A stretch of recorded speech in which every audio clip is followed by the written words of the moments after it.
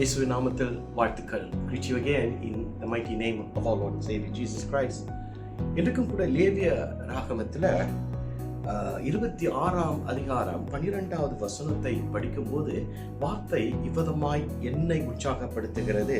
எப்படி என்று பார்க்கும்போது, நான் உங்கள் நடுவில் உலாவி உங்கள் தேவனாய் இருப்பேன், நீங்கள் என் ஜனமாய் இருப்பீர்கள். In English it reads like this: I will walk among you and be your God and you shall be my people. That's in Leviticus 26 verse 12.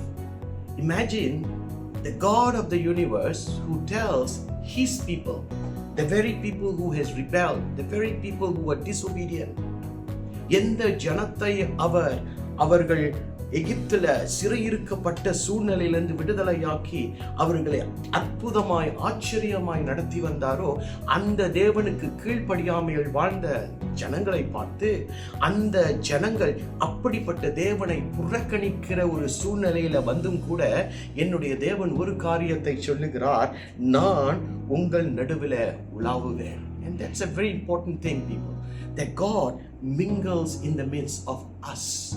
இன்றைக்கு எத்தனை பேர் விழுந்து எழும்பி இருக்கிறோம். எழும்பியும் கூட இன்றைக்கு கர்த்தரை பிடித்து கொண்டு வாழுகிற அநேகரை நான் அறிந்திருக்கிறேன்.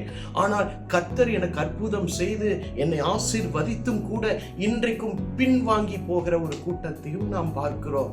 இன்றைக்கு கடைசி நாட்களில் வாழுகிறோம் என்ற ஒரு தேவ பயம் இல்லாமல் வாழுகிற ஒரு கூட்டத்தின் ஜனத்தின் நடுவில் கூட we are found.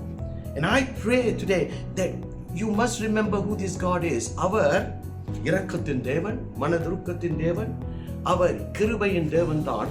ஆனால் ஒரு நாள் அவர் நியாயம் தீர்க்க வருகிற நியாயாதிபதியான தேவனாய் இருப்பார். He will be a judge, and when he comes to judge, no one escapes his attention.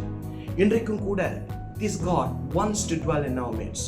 7 குத்து விளக்குகளின் நடுவில் உலாவி வருகிற என் தேவன். He mingles among the 7 churches. And today he wants to walk in the midst of you, in your difficulties, in your struggles. உன்னுடைய பலவீனத்தின் நடுவில், உன்னுடைய சவால்களின் நடுவில் இந்த தேவன் சொல்கிறார்: நான் உன் நடுவில் நடக்கிறேன், நான் தான் உன்னை தேவன், உன்னை அழைத்தவர் நான் தான், நீ பயப்பட வேண்டாம், நீ என் ஜனம் என்று சொல்லுகிறார். And that is the assurance I and you should have today, despite the fact that I and you may have a lot of troubles. Be assured of one thing: God is ready to walk in your midst. He sees you as your very own. அவர் உன்னை அவருடையவராய் பார்க்கிறார். அவரை பிடித்துக் கொள்ளுங்க.